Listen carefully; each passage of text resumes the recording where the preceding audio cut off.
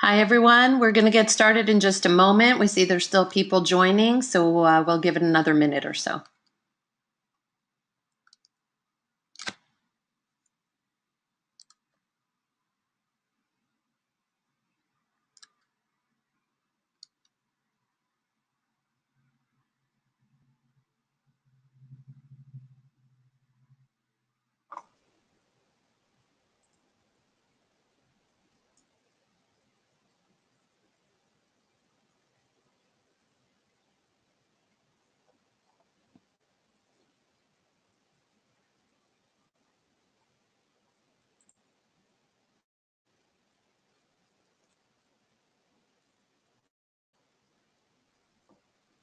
Okay, so we'll kick this off. Hello and welcome, everyone. Thank you for joining us today for the Spectrum and Users, What You Need to Know About the Path to Fixed LTE webinar, presented by Telrad Networks. My name is Dori Iran of Eye Opening Marketing, and I'll be the moderator for today's event.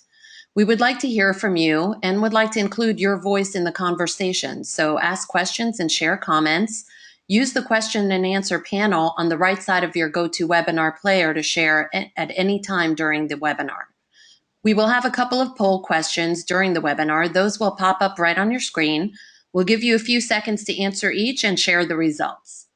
We will also have time for questions at the end.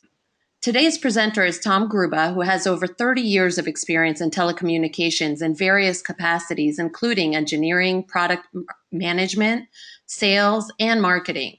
Many of Tom's accomplishments surfaced as he served as Director of Marketing in Alcatel-Lucent's Wireless Infrastructure Division, as Head of Product Marketing at Motorola, and as CMO of their successful Canopy broadband wireless startup. Also presenting today is Steve Coran of the firm Lerman Center. Steve is the chairman of the firm's broadband practice group and serves on its management committee. His practice focuses on the representation of broadband providers, equipment, and technology companies, serving their policy, compliance, and licensing needs. He actively represents a trade association before the FCC, Congress, and other federal agencies. We're proud to have them with us today. So without further ado, I'll turn the presentation over to Tom Gruba.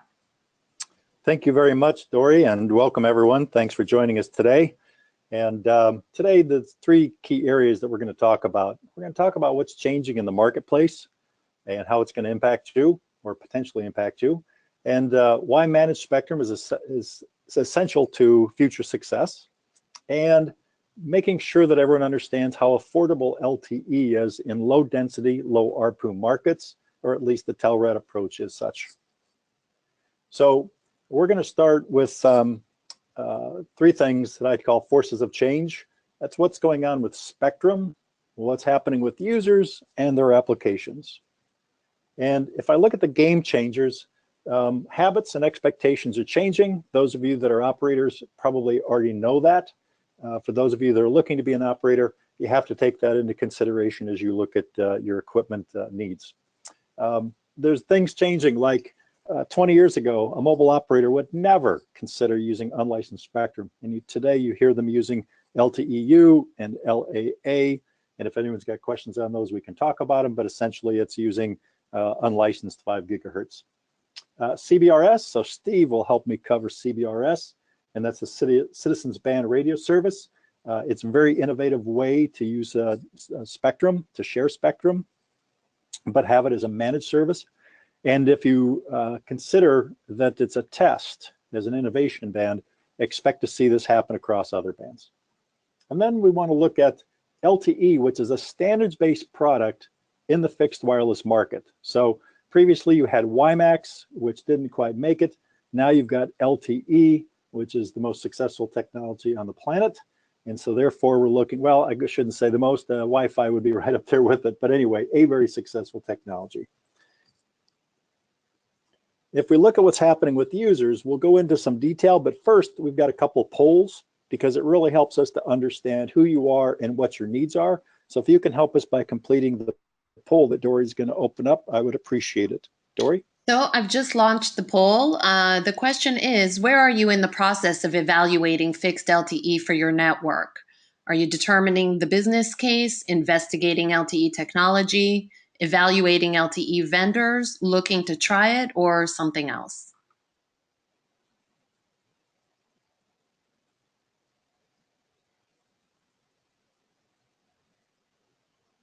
I'll give that another few seconds.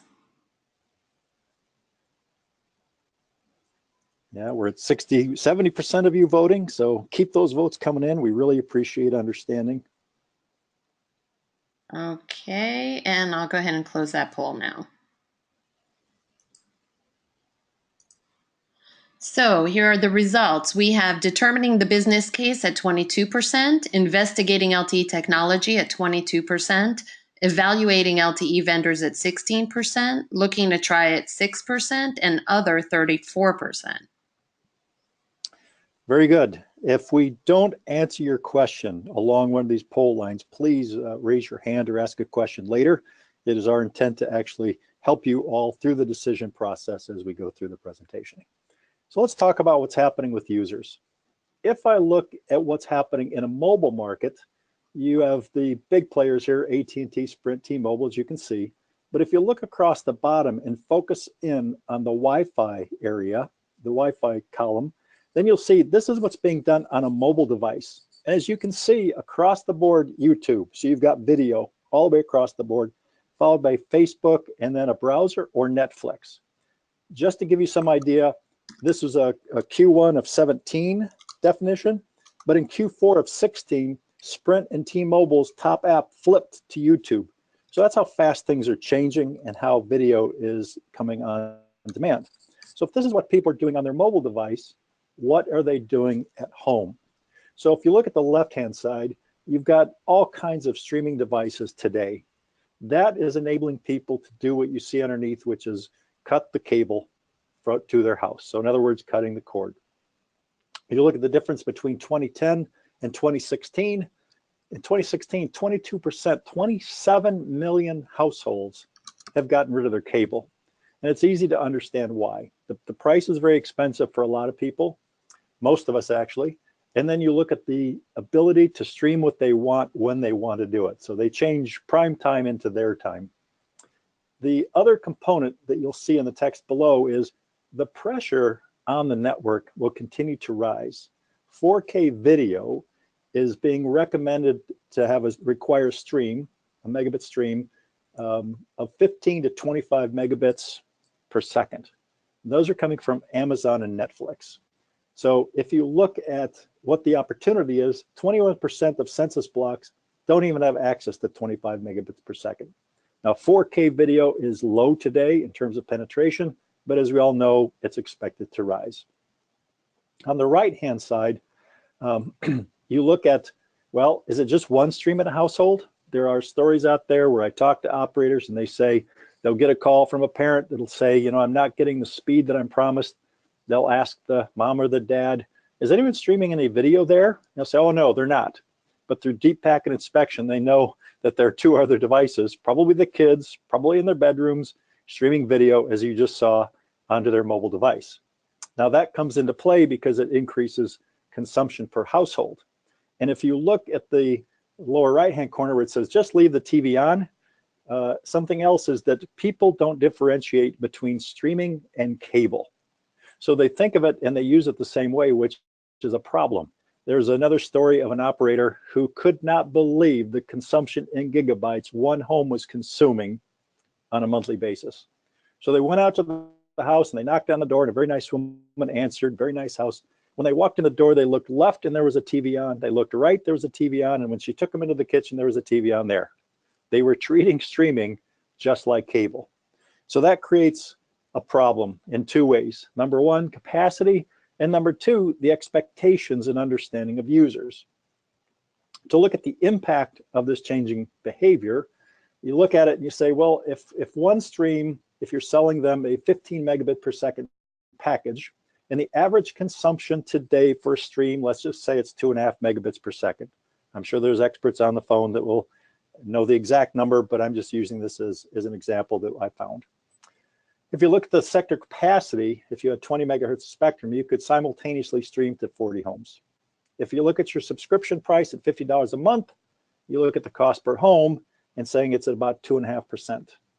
But as you increase the number of streams, as more and more families do streaming, you look at it and say, even selling a 25 megabit per second service, your average use per home is increasing, your sector capacity is reduced, and there's nothing that changed in your subscription price. So if you look at your cost per home for you as the operator, it increases for no additional revenue. So with that trend occurring, the concern is there's no increased consumption, there's increased consumption with no additional revenue. How do we change that? And it also puts the pressure on the equipment that's in your installed base of being able to increase capacity without a truck roll. And so software upgradable capacity via a software-defined radio is paramount to future success. If I look at the will users pay more problem, users don't really understand best effort concept. As Dory said, I've been in the business over 30 years. I buy 15 megabits per second for my house. Both of the boys are at college now, so we survive just fine on 15 meg. But I don't even know what 15 meg, when do I care? I care that I get my streaming video without the little wheel coming up and interrupting the show. That's what I care about. But I don't really know when do I need 15 meg versus 25 or something else. Most users don't. Users do understand that they're streaming video or music to their devices. So they could have their mobile device, they could have their TV, but anyway, this might be the time, and I've talked to a couple operators that are aggressively pursuing new ways or alternative offerings to end users, because the number of streams supported is something that they'll understand. If you look at key factors in overcoming that, it's educating the user. How do you help them understand? And when I was discussing it with my sons, they said, well, it's like water in the house. If you turn on the water at one faucet, you get a really good stream. But if you turn on multiple, you don't have the pressure, right? Think about being in the shower. The user understands SD, HD, and they're more and more familiar with 4K. So you can start to look at their capacity needs and being able to guide them into the package they want for what they want supported. All of this takes energy and effort, of course, but very important to where your business is going. So one example that I saw being acted when I talked to someone was actually creating offerings driven by the number of streams that user wants supported. The other problem is, how do I keep up with the demand? And so if you look at the mechanisms, if you're looking at making product selection a key component of what you want to be able to offer, then you need equipment that is software upgradable. So in other words, capacity as that radio stays on the tower. You want to be able to have a flexible radio. And so when Telrad talks about a 4 transmit, 4 receive, or 4x4 radio, it is because of two things. A, it provides more flexibility, and second, it provides more capacity. So we'll talk more about this as we go forward. It's also a wideband radio, and what that means to those of you that are on the business side is how much of my spectrum can I access at any one time. So Telrad radio in this case, it's 40 megahertz of spectrum simultaneously, which means the number of bits I'm getting across 40 megahertz, you multiply those together, and that gives you your capacity. The third is that you want a radio that's tunable across the entire band. Again, when I'm trying to describe this to my sons, I said, if you get in the car and you talk about your FM dial, you want to be able to tune it from the low end of the band all the way to the high end of the band. You wouldn't buy a radio that only serves part of that band, right? And I said, well, yeah, that'd be dumb. So in this case, as you're making equipment decisions, you want to ensure that you're buying something that not only serves what's going to happen today in that spectrum, but what's going to happen tomorrow or potentially happen tomorrow. Steve Cran will be helping us talk about that here in a few more slides. The third bullet is selecting the right spectrum to reduce interference problems. Back in the day when I was with Canopy and it was the Wild West, 2.4 gigahertz was the band of choice because of its characteristics. No one talks about 2.4 anymore unless they're inside a building. And that's because the number of users, the number of operators that are using that create interference. And that's the one challenge of an unlicensed band. So today, unlicensed is 5 gigahertz. We're not saying don't use unlicensed. We're saying you have to have something more than just unlicensed. So you want to be able to selectively use it, and only you know what your environment is like and how the threat of interference rising is in your area. The key problem with it is, of course, it robs system capacity. I'll talk a little bit about more in the future. Also, as you're looking at your business, scaling your business over 5 to 10 years, you're looking at the additional spectrum that you're going to need to keep up with that capacity. So again, having 20 megahertz maybe to start, going to 40, potentially going to 60, or whatever your future needs are going to be. Tom, we do have a question here. Very good. Stephen is asking, can you explain without naming the other guys how you compare to them? Well, there's two ways of doing it. Number one is if I look at LTE versus LTE, and LTE as a standard, and so you're going to get the same performance theoretically by meeting the standard. Now, what Telrad has done is we developed a purpose-built radio. What that means is when you look at the filters and other components that we have selected, we didn't use common off-the-shelf parts. We designed our own, and what that enables us to do is provide better cell edge performance and better performance overall, because we can get closer to that theoretical max of the LTE standard. If you look at comparing to an unlicensed technology, well, LTE works in licensed bands or managed bands. In the case of the US, 2.5 gigahertz, 3.65 gigahertz, and very soon the CBRS band. So if you look at it from that perspective, now you're comparing apples to oranges, and we'll talk more about that. And you're also able to make use of LTE's OFDMA, so it's the advanced multiplexing algorithm that gives you that terrific non-line of sight capability. That's a big difference between unlicensed and licensed, is the license is using LTE, and LTE is a non-line of sight technology. And we'll talk a little bit more about that. If you look at 3 of the key features that Telrad has to increase capacity, carrier aggregation, and what this means is we concatenate 2 channels. So if you buy spectrum at one end of the band and you get spectrum at another end of the band, this feature allows you to concatenate them or join them, which will give you a higher speed result, right? Because you're working with a larger chunk of spectrum, so you'll get more speed out of it, in addition to capacity, of course. Multi-user MIMO, so this is a technique with antennas. So interrupt you. Uses. You have a question about the carrier aggregation. Are all your UEs able to do CA? No, all of our UEs are not. The 9000 product, our CP 9000 does. It's a Cat6 device. The other devices were not Cat6. So great question. It's the 9000 that does have that capability. Thanks, Dory. Multi-user MIMO is about improving spectral efficiency, and that's enabling an operator to serve more users in that same sector because they're using this new technology, which multiple input, multiple output is what MIMO is. And if you start reading about antennas and technologies, you'll see SU MIMO, single user MIMO, you'll see different MIMO techniques. In this case, it's multi-user MIMO. It increases your spectral efficiency. So you go from what is standards of about 5.5 bits per hertz to up to 10 bits per hertz. That's how it's accomplished. And it requires the 4 transmit, 4 receive radio, which is standard for Telrad. The last feature on the list here is the dual sector. So you can use one radio. So in other words, you carry one radio on the truck, and you could use it to provide enough capacity or maximum speed in one sector. But in those low ARPU, low density areas, you may want to have the radio face 2 different directions. So it could be 180 degrees out of phase, let's say. So one sector is being served by 2 of the antennas, and another sector being served by the other 2, all with one radio. And that's how we're able to provide a low ARPU, low density, winning solution in terms of meeting a price point. Tom, couple questions.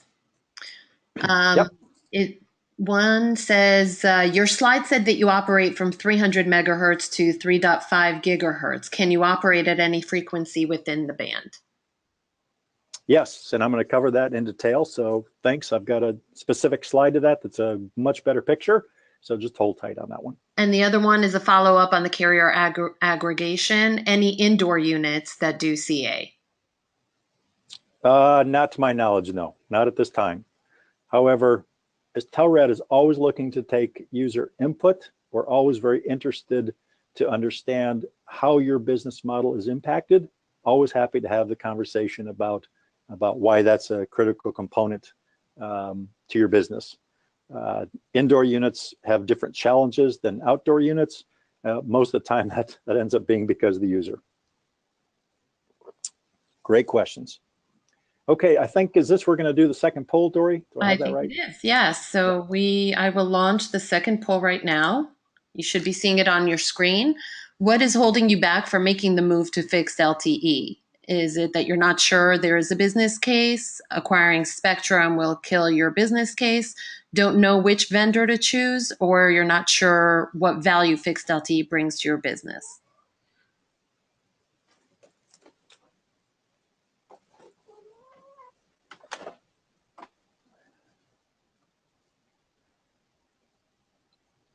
Give that a few more seconds.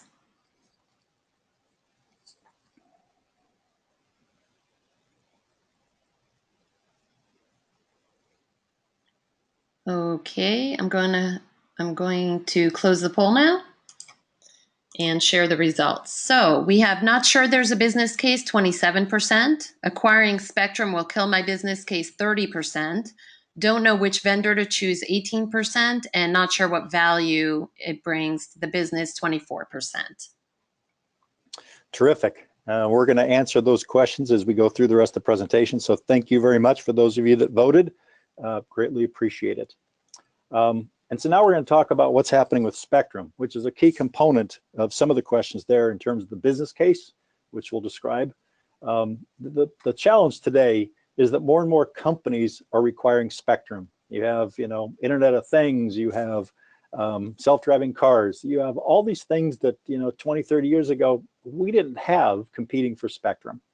The second challenge is that if you're looking at a band, say 5 gigahertz, the noise floor is rising and that diminishes capacity. And we'll talk a bit more about that too. As I said, the demand for spectrum, back in the days when I was working in the basement on electronic projects, the people that use spectrum were TV, radio, and the military. And now you have all of these different players using it, even out to electric utilities that are looking to get to their substation. You've got cable companies that are looking at it. There's some companies out there that from a CAF perspective are realizing, this was a headline just yesterday, they're realizing they're going to have to use fixed wireless to meet their CAF obligations because the business model or the business case for fiber gets to a point where the density of users just doesn't support it. So we can be a fiber extension. The key takeaway is to do your spectrum planning and acquisition first. Look at where your business is in terms of relation to population and other potential competitors. And if you're looking at LTE for all the reasons we're going to talk about, non-line of sight, as well as protection, service level agreements, you want to figure out what are my spectrum opportunities, what are my options. You want to do that first. If we look at unlicensed spectrum, like I said, you've got more companies using unlicensed, including LTEU, which says we're going to do LTE in 5 gigahertz. And so that is being discussed in other countries. LTE LAA is a license assisted access. What that means is that a mobile operator has a licensed spectrum, which they will use as the control channel in the wireless network. And then the payload will go over 5 gigahertz, right? So your data payload will end up going on the unlicensed channel. And then multi-fire, which is another standard, which was originally set up to help the cable operators have a wireless path forward as well. The result is that the noise floor is going to rise, and that brings risk into the business case. And so if you're in an area where you can't deliver what you've promised, then obviously those of you that are running a business today know how important that is. And then I've had people tell me, "What that's not true in rural, right?" Well, it depends on what your definition of rural is. I grew up in rural Illinois, so downstate. I'm in Chicago now. In rural, I was in a town that was a railroad manufacturing town, population of about 35,000. So we're a rural community, but 35,000 is certainly big enough to be a market to Sprint, Verizon, and AT&T. So it depends on your definition. For those of you that know you're out where there's no other competition for the spectrum, then you're probably in good shape, but just something to factor in. Reducing the business risk, and then we'll bring in Steve to talk about CBRS. But if I look at reducing business risk, the noise floor rise has an impact on the signal to noise ratio. So for those of you that are business folks, SINAR is signal to noise ratio, signal interference noise ratio.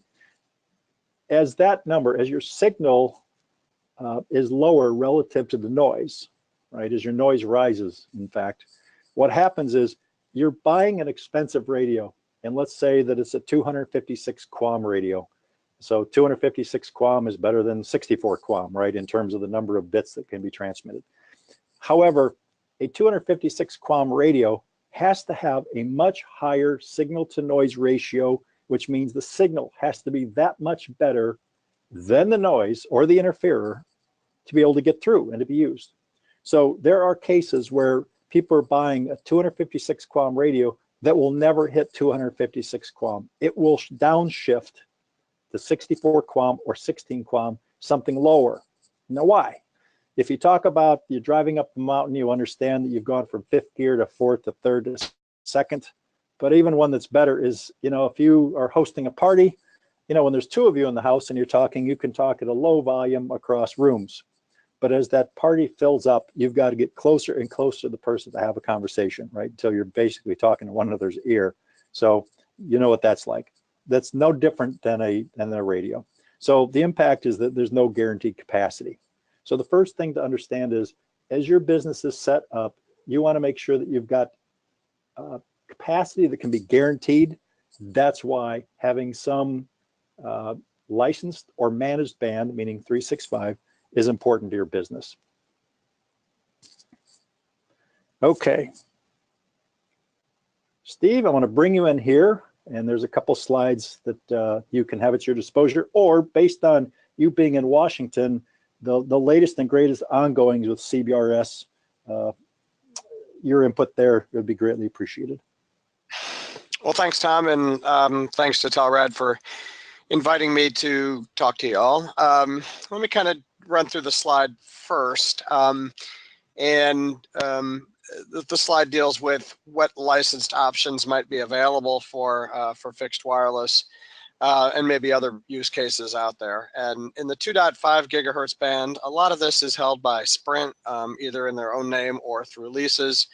It provides predictable capacity and protected capacity within a 35-mile area for 22.5 megahertz. That's the typical license. You may be able to aggregate those into bigger blocks of spectrum, and really, propagates very well.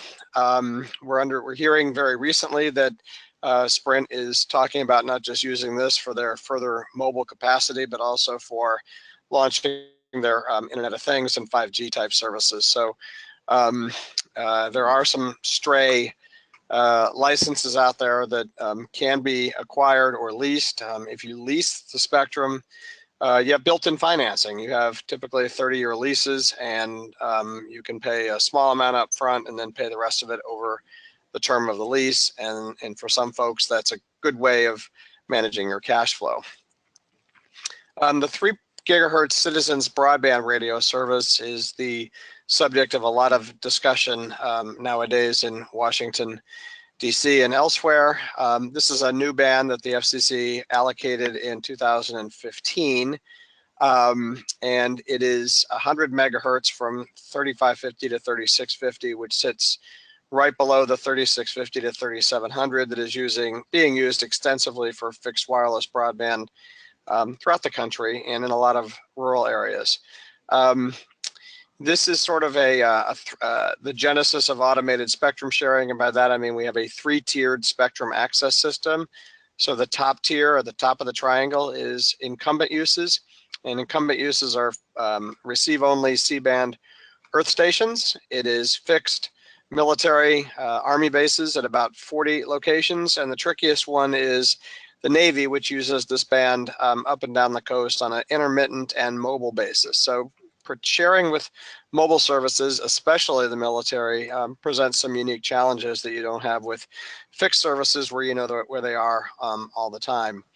In this band, we've seen a lot of activity surrounding experimental licensing. A lot of folks have gone to Telrad and said, hey, how can we start to experiment with this? We want to find out how it works, how it propagates, how we can switch from a WiMAX over to an LTE, how it goes through trees, what happens when we do 20 or 30 megahertz channels.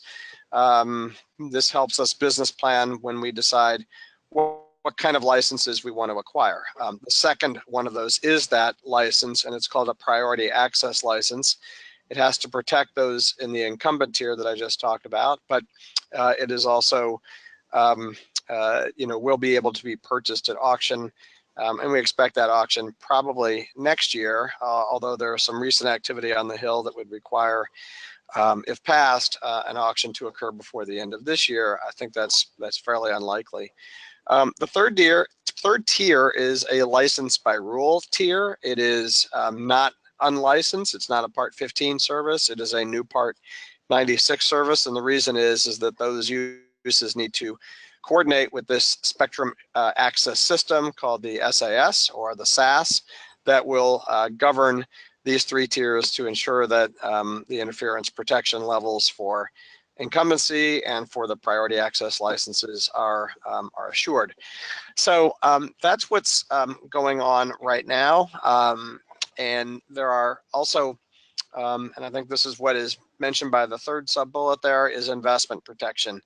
Folks who are acquiring software-defined LTE-based equipment in 3650 to 3700 should be able to download software and be able to operate under the control of the SAS using the same equipment without rolling trucks, without buying any more hardware. And there's a lot of secret sauce built into that makes this a very good band for fixed wireless access. One thing that I would caution about is there are some rule changes pending that may happen with respect to the priority access licenses. So let me cover that real briefly. The rule changes that have been proposed by the mobile industry would, well, let me go back to 2015.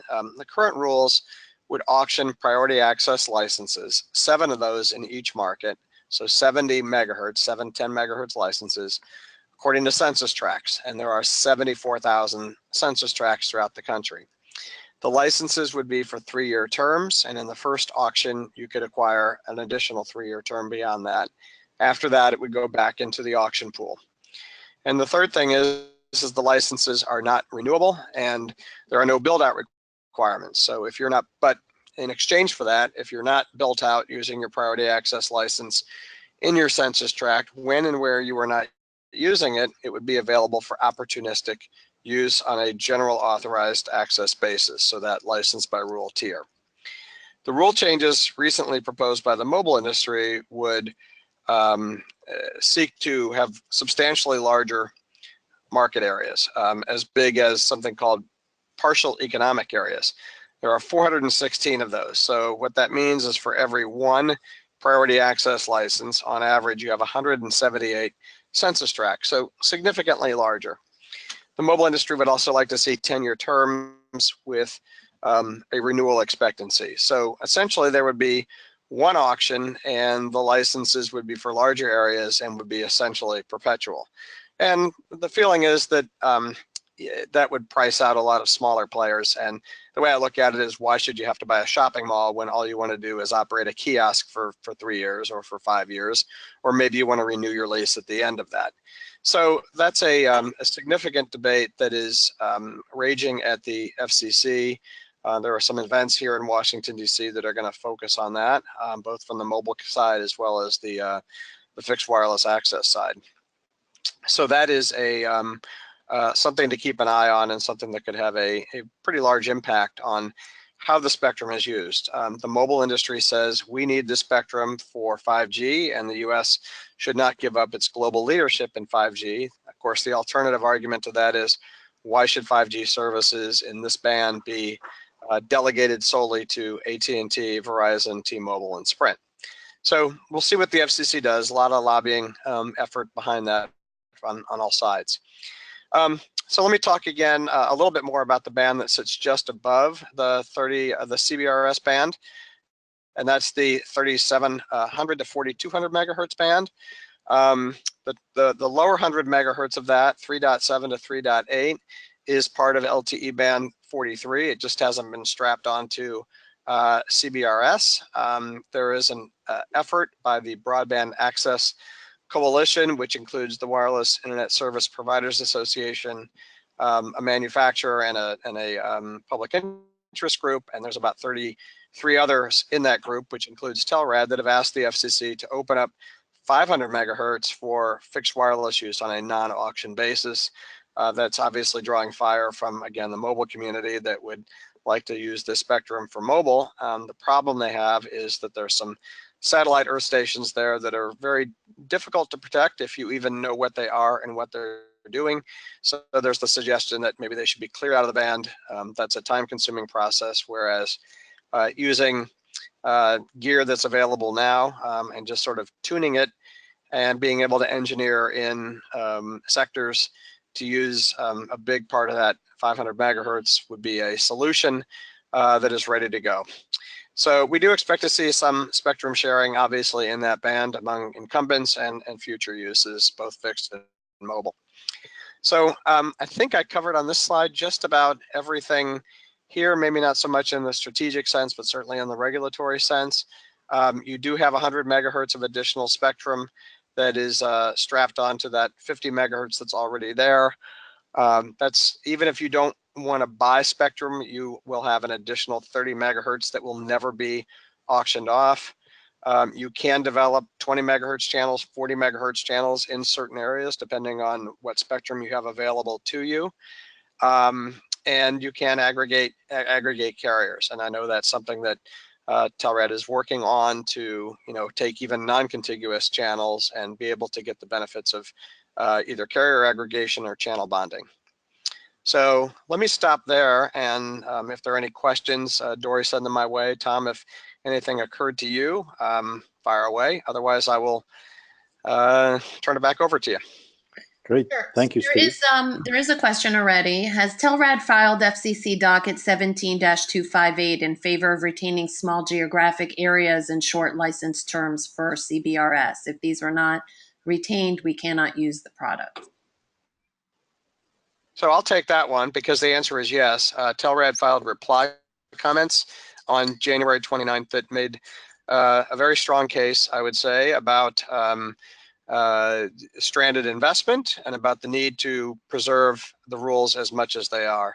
Understand this is somewhat political in that there's a Commissioner O'Reilly, who has been tasked with overseeing this process, and I think the general feeling is that there needs to be something that needs to be changed in order to provide a soft landing. And the approach that's been taken by everybody but the mobile community is, let's try to contain that or come up with something that we can live with. So, but to the specific question, yes, Telrad has advocated over the summer as well as very recently to retain the current rules, and in particular census tracts and shorter terms.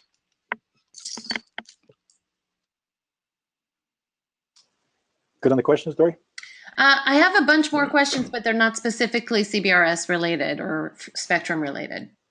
All right, so let me go through a couple of these slides and then we'll hit the questions. Okay.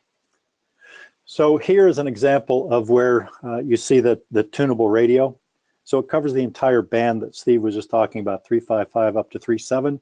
And you could have two 10 megahertz carriers, two channels at the ends of the band, and through carrier aggregation, we can make that look like one 20 megahertz channel. So we can do that do it for 10 by 10 today. We know how to do it for 20 by 20.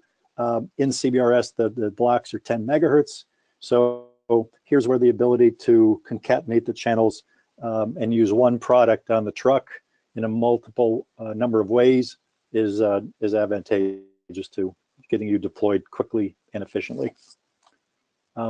When people had the question on, they think spectrum will be too expensive, this was one proof point that comes out of Wireless 2020. And what they did is they provided this slide. And if you see in the upper left-hand corner with the purple circle, at 2.5 gigahertz, if you were buying spectrum for mobile, you would expect to pay $1 per megahertz pop. If it's for fixed, that price is 35 cents. In talking to others in the industry, depending on where that spectrum is, and articles I've read, you could expect to pay anywhere from 9 to 13 cents. It can be low as that. So where the spectrum is going to dictate the cost. The value of it, especially at those lower prices, is huge as we talk about the protection that it provides for your business. 3.5 to 3.65, if you were doing one of the PAL licenses and happened to auction, their estimate would be 30 cents on the high side. And the reason for that, the reason I believe they came up with 30 cents is if you look at the propagation characteristics of 2.5 versus 3.5, they're going to be better at 2.5. Therefore, 2.5 will be a bit more valuable. And they took the safe path of saying, well, okay, it's going to be 30 cents. How much those PAL licenses are depends on what people bid, but that at least gives you some idea to run numbers into your business case and determine, well, what would work for you. Again, covering the tunable radio. So this is where looking at the 250 megahertz in that 3 gig spectrum, we can cover all of it. And you want that for longevity, right? So you want to be able to tune anywhere in the band and concatenate channels wherever you get them. I'm going to skip over that for now and talk about why fixed LTE. So some of you said you're not sure there's a business case. If you're operating, and this report comes from Hey, Tom, WISPA. before we leave the spectrum, there is someone who's asking, I currently am the registered owner for 3.65 in my area. I see I can use this, but do I need to worry about that going away? Yes, and Steve will tell you about it because there are contingencies depending on what that person, whether they took action by August of last year or not. So Steve, can you help me out on that one? Sure. If there were 3.65 locations that were registered and then built within 1 year of April 15, 2015, so by mid-April 2016, and in compliance with the rules, you had an opportunity by August 7th of last year to make a filing in the FCC's, actually a separate database, kind of a companion to ULS, to certify to the FCC that you met those requirements and that you are eligible for grandfathered interference protection. And what that gives you is during this 5-year transition period between 2015 and 2020 is incumbent protection rights against any general authorized access, so low tier users that might come along in the meantime. There's not going to be any priority access licenses in that top 50. So when we hit the transition, the end of the transition period in 2020, you will become general authorized access, which means that you have a registration right. Your existing locations will be protected and any subsequent, I'm sorry, not protected, will be registered. In any subsequent locations, you will be able to input into the spectrum access system so other GAA users know where you are and so that the spectrum access system can facilitate coordination among GAA users. If you miss the deadline, I don't think there's an opportunity right now to seek grandfathering.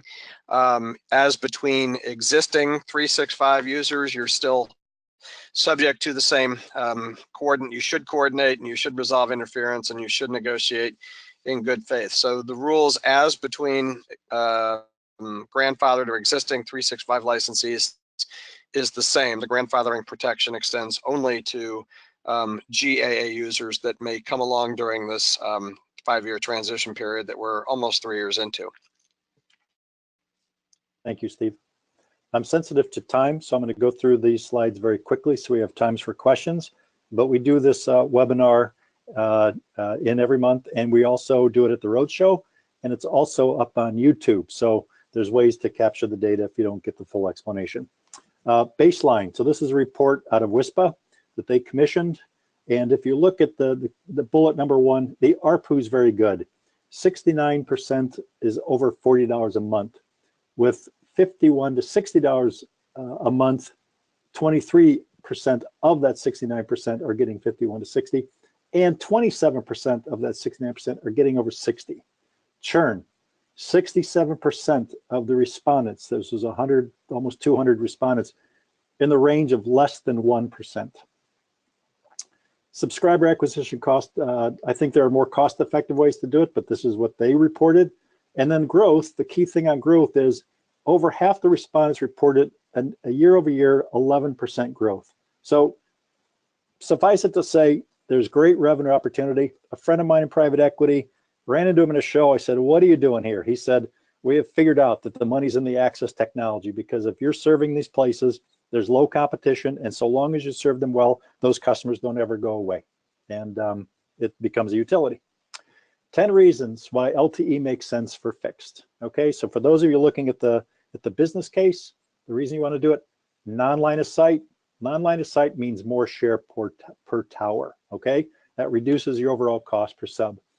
The ability to offer service level agreements, serving business customers who are more valuable customers because they're more demanding, they have more needs, and they're willing to pay. Exit strategy value. That same private equity person, a friend of mine, said that today, if they were to invest in or saw a sale for an ISP, they valued the equipment at 0 because it's not a standard. LTE will have residual value. Loans are easier to come by. One of our accounts said that when they walked in, tried to get money from the bank, the explanations took a long time. When they said it's the same thing that's on your phone, they understood what was going on in terms of its LTE. So the banker felt much more comfortable. And then you've got a scalable architecture. LTE is a worldwide standard, as you know, so it's of course very scalable. If you look at the second list of items, business protection, the capacity roadmap, the things that we talked about, your need, driven by the top mobile operators in the world. So they drive the LTE standards-based roadmap called 3GPP, and you can see it as release numbers, and they'll talk about it as, you can look it up, LTE, LTE Advanced, LTE Pro, and LTE or Advanced Pro. And so each one of them corresponds to certain release numbers and dates, all the way into 5G. Lots of manufacturers. So the interoperability between LTE devices can be done. So there's lots of manufacturers, which reduces your risk from the standpoint of if your current equipment vendor is not providing you what you need, and their roadmap is going a different way, you're kind of stuck. So this is something else that we factor in.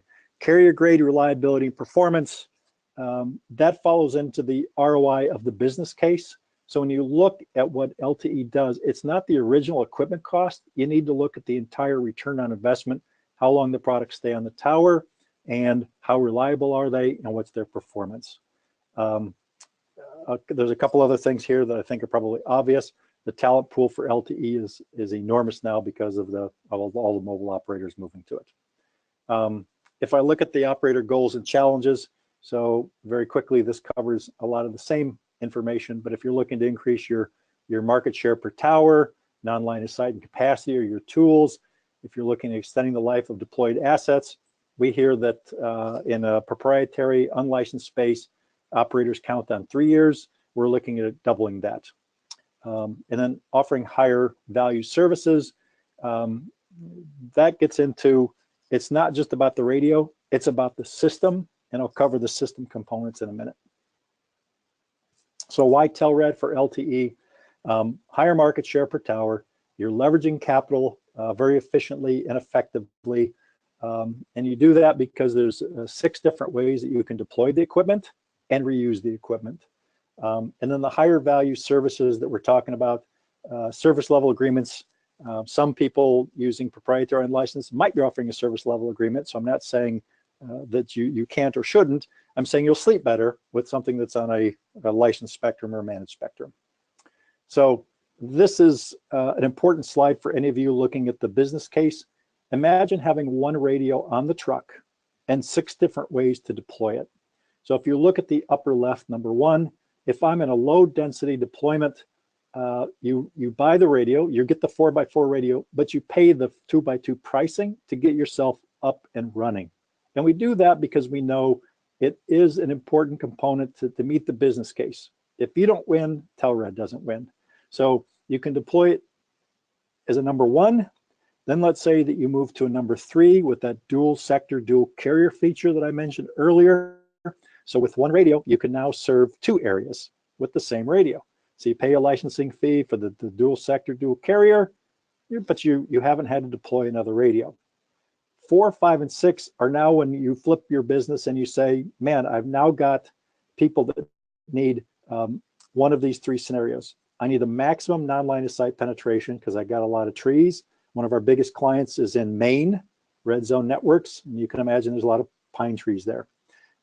If I need a maximum peak rate, the radio is set up to do carrier aggregation to give you that higher peak rate because we can do 40 megahertz and concatenate the 220 megahertz channels. Then if I look at maximum spectral efficiency, this is where the bits per hertz. So LTE, as I said, is set up as 5 bits per hertz. Multi-user MIMO gets you the efficiency to 10 bits per hertz. So theoretically, you could double your capacity. To be conservative, I would go more with like 40% more capacity because of the way multi-user MIMO works with the spatial separation. If I look at what Telrad does beyond the radio that's important to you, the LTE standard does not address layer 2. Layer 2 is going to be very important for serving business customers. If they want to eliminate a leased line, for example, you need to be able to have those features. Telrad has written all these features. We have customers using them, but suffice it to say, if you're trying to serve a business customer that has multiple locations or special needs, that we've got the tools to meet that need. Some of the operators we have are listed here. These are all accounts that have successfully deployed and are in business. Some of them trial the new features for us, so they do FOAs. We have a lot of channel partners that work with these in addition. And so this is just a smattering, and many of them, and be happy to talk to you. If I look at the entire portfolio, on the left-hand side, the question was, can you do carrier aggregation with the CPE? There's the 9,000. So that's the 9,000. If you happen to be a WiMAX customer and you're looking for ways to migrate to LTE, that's up above as the 7,000. And the radios are the compacts. And then on the right-hand side, a very important consideration is the Evolved Packet Core. Mobile networks, the Evolved Packet Cores are millions of dollars. That doesn't work for a lot of our type of customers, of course. And so there's 2 things. Number 1, the way we are now licensing the EPC is on a per subscriber basis, which gives you the ability to meet those low ARPU, low subscriber environments. Number 2 is that we put 2 options in, and you can use them together. We put the EPC right in the radio.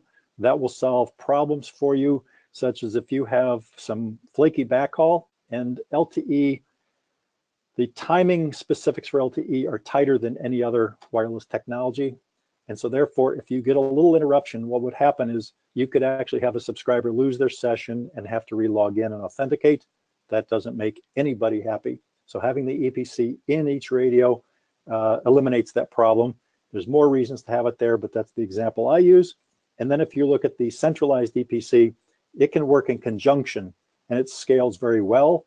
And that, of course, is your access for your data, which goes out to the internet, the bigger internet, and then also your AAA authentication and your third-party HSS. On the right-hand side, these are things that people typically don't think about that are necessary for managing effectively the network, so that you don't deploy the technology and then you go broke trying to operate the network. So the network management and performance, ability to see down to every CPE, to eliminate and avoid, I shouldn't say eliminate, to avoid truck rolls to user sites by giving you the ability to see what's going on at each CPE. Now, for those of you who've been in telecom, that's stuff that, yeah, that's a no-brainer, right? We did that in wireline. The difference is that LTE as a mobile technology doesn't do it. So Telrad wrote all the software to accomplish this, as well as the CPE software here at the middle, which is the CPE management. That has all been written by Telrad. That brings together tier 2 and tier 3, sorry, layer 2, layer 3, to be able to work effectively. Again, written exclusively by Telrad to work. And then we have partners that we can work with in terms of your authentication and billing. We've covered this. I'm going to go to questions. And while we're getting to questions and Dory gets those ramped up, how to get started with Telrad. So if you want to talk about your problem or your opportunity for any of those things, you talk to Mike Cook. He's the VP of North America Sales. We're lucky Mike joined us here at the beginning of the year, and his email is there. So I talked to him. He said, yeah, I'd love to talk to all these folks. The discussion typically will be around evaluating the business model and the pricing. And this is around the return on investment, not just the equipment cost. So how long will it stay on the tower? What does it do? The flexibility of per subscriber pricing and pay as you grow. Deployment options, you saw those 6, but actually sitting down and discussing what you're going to need, where you're going to need it. One radio on the truck, but you have multiple deployment options. The end-to-end solution, which I just covered. And then one of the things that Telrad does extremely well is that the support and getting people on the air, we never give up. So we work with customers everywhere to make sure that we can get them on the air. Now, if you want, spend a day with us at one of our road shows, come see us at an industry event. Dory puts all of these at the website, or we can set up a special meeting with you. Next in line is most people want to try the technology, so you can buy a trial kit. You can also take the Telrad 3-day training, which will give you a lot more familiarity with the technology. And then talk with other successful Telrad customers, right? So Telrad customers, very happy to talk about the technology. In fact, at the road shows, we always have a customer there talking about their experience. So with that, Dory, I'm going to go ahead and open it up to questions. I'm sorry we're running a little late, but I thought that bringing Steve on was very beneficial. Sure. We definitely have several questions. What I'm going to do first, though, is just launch this poll. Anybody who's interested in maybe getting that trial kit and would like to be contacted right away on that, please go ahead and just select the yes, please contact me to arrange. And we'll have someone get in touch with you very quickly to get the information that you need in getting that started. So first question is, has Telrad developed a point-to-point wireless product? We have not, but we have partners where we use point-to-point products. Next is, can we have LTE 900 megahertz? No, that's not on our development plan. 900 megahertz is a very specific frequency, and there's just not enough market share there in most of the places to do that. Okay, here's the question. EPC cloud and local ability as well. If eNode Bs lose EPC, do they go down or have local ability? Further, if UEs are bridged, can the UEs still be accessed for management? These questions are a little out of our current context. Yes, so the nice thing about Telrad is we put that EPC actually in the radio itself to avoid the problem he just mentioned or she just mentioned. And so it does give you the connectivity that you need. And once you get, I should say, the reason you don't want cloud-based is the cloud-based, you're now running across a national network getting up to your cloud. And if you lose an interface there, you're toast. And then what happened recently to one equipment provider is I forget which cloud service they were using, but they needed to do a security audit or security update, and they took the cloud down to do that update, and therefore it shut everyone's service out, and they didn't know, right? They didn't tell them. So the reason Telrad came up with the strategy to put the EPC not only as a centralized component that can be geographically dispersed for redundancy, but also putting the EPC in each radio. Great, thank you. Does the Telrad radio unit require a specific baseband unit to operate? It's built into the radio. What if your spectrum is scattered among multiple frequency bands, for example, 5 gigahertz and 3.5 gigahertz? So at that point, you would deploy a proprietary product at 5 gigahertz, and then you would put in a Telrad radio at the 3.5. So you're going to use two different frequencies. You're going to need two different radios anyway. And so there's a lot of radios that are in the proprietary unlicensed today that are going to be cost effective for you. Can Telrad do 40 megahertz now to deliver 200 megabits per second? I have to check with Nick on that. I know they're working on it. I know it's the difference between whether it was carrier aggregated or if you had a single chunk of spectrum. I believe, and then Mike can confirm this for those of you that are asking the question. My belief is that the 40 megahertz we could address now for 200 megabits, but the carrier aggregation 20 by 20 is a software feature being developed, and we're looking for that first customer that needs it, so we can go ahead and get a development plan together. But so far, people talk about it, but at 2.5 and at 3.5, 3.65 and 3.5, you don't have 220 megahertz chunks of spectrum. How flexible is your equipment with regards to antennas and antenna patterns? Oh, so that's a great question. Because of the need for capacity, we'll run in a 3-sector, 4-sector, 6-sector, and of course the antenna technology that you need. We have antenna partners to be able to meet any number of needs. And of course, that's important because what we're looking to do is get you deployed, so the flexibility is paramount to success. Can you share anything about the demo kit pricing?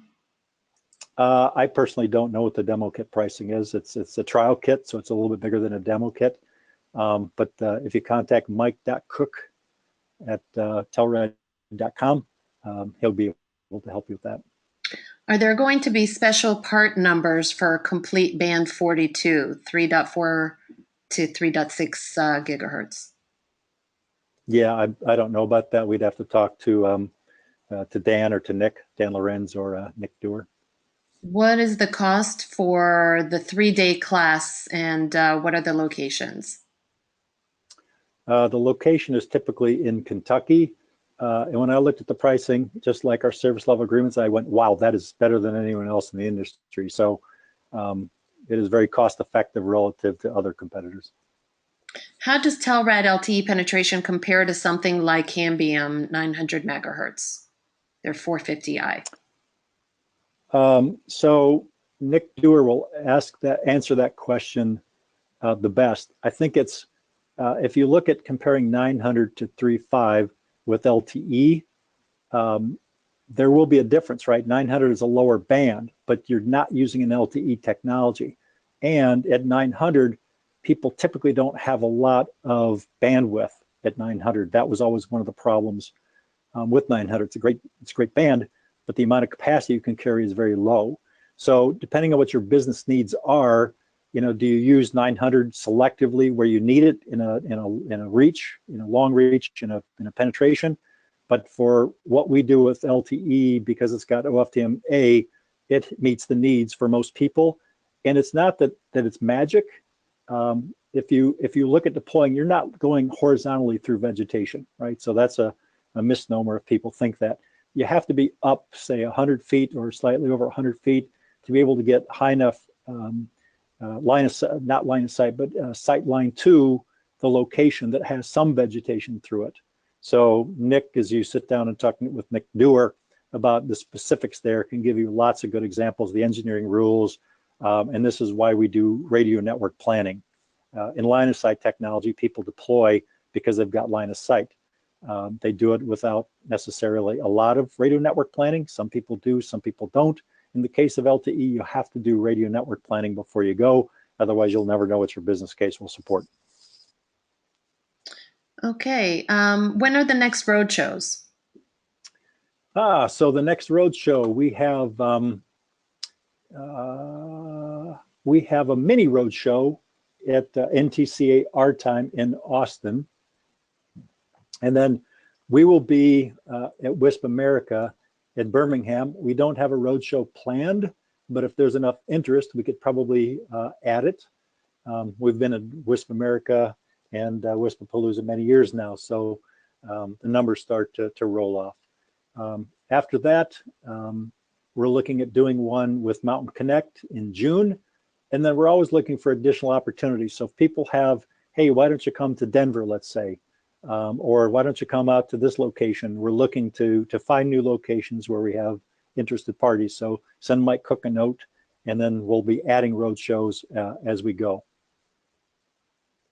GPON or SMFO option on the eNodeBs? It's a question for Nick Dewar. I think we do fiber. We can do fiber, but I don't know if there's a sub requirement underneath it for specifics about the type of fiber or the fiber tech. What kind of power do the eNodeBs take? I think we have multiple, so you can use -48, or you can actually go with AC. Another great question for Nick. We have 50 megahertz and 3.65 to 3.7 now. Can you do 200 megabits if you use all of that? We'd get, to be totally accurate, let's get Nick. Theoretically, yes, but let's have Nick take a look at it and give you a real definitive answer to help move you forward. Okay, and how many subscribers can a single sector can Telrad hold if offering clients between 5 to 10 megabits plans? And what is the typical signal strength required? So the thing about LTE is it's a very designed technology. So if you look at what it does, it's standard engineering rules. So the bigger problem is usually the environment you're in. Are you in a line of sight environment or a non-line of sight environment? Which band are you using? And then for the capacity that you wanted, mentioning 5 megabits, it's how many subs do you need to support in an area? So do you need reach or do you need capacity for higher users? Again, this is a great reason to talk to Mike Cook and get Nick or one of his engineers. I shouldn't say it's always Nick. Nick's got an entire team. But to talk about that and go through your scenarios very quickly, because those are the right types of questions to ask. But let's look at it from a business model standpoint. Because of those 6 different deployment options, each one of them increases a price point. Say if I needed maximum non-line of sight penetration, then I want to put the radio in 4x4 mode, and I'll be using one radio to do that. If you're in a low density environment, that may or may not work for you, depending on what you're charging for the service. So a lot of different variables come into play, but I think it's just sit down with us, let's have the conversation, and then we'll know.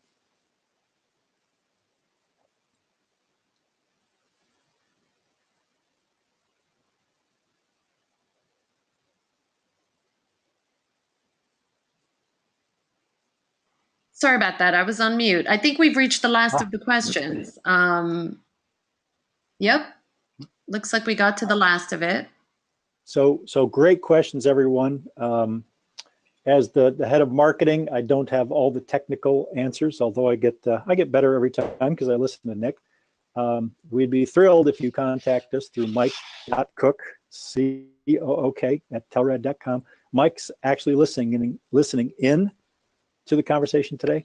So I can guarantee you that he's expecting emails, and we'd be delighted to have a conversation with you to cover those topics. We also hope to see you at some of the upcoming events. If you've got topics that you'd like to see for future webinars or depth of presentations that need to occur, send those to us. We'd be delighted to go into some depth. Normally, Nick Dewar presents with me on these webinars. But today he was out and we had the benefit of having Steve. We're looking to have additional guest speakers as well on things like acquiring spectrum, maybe on what's the WISP market look like if people are interested. So lots of different types of opportunities, even CAF. For those of you that are looking at CAF, you have to get a move on because the short form is due by March 31st. So that's something else to pay attention to. I really want to thank everyone. I see that we still have 50 attendees and we're at 11:40, so an hour and 10 minutes. So I hope this was effective use of your time. And please just drop us a line, and we'd love to help you out. Yes, thank you everyone for being here. We really appreciate it. And thanks to Tom and Steve for your time. We will be sending out a follow-up email with a link to the presentation. And we would also have a short survey that will launch as soon as we end the webinar. We'll really appreciate any feedback that you can give. Thanks again for joining us today, and we will see you next time. Have a great weekend, everyone. Bye-bye.